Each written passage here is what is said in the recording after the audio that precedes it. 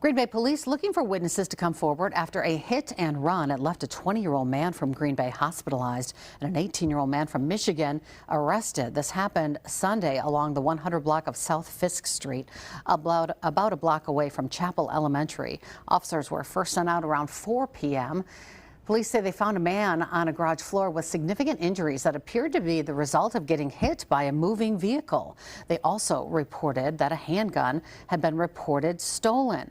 Witnesses say they heard gunshots shortly before the crash. Police say they believe there was an altercation involving the driver, the victim, and a third person they still want to talk to.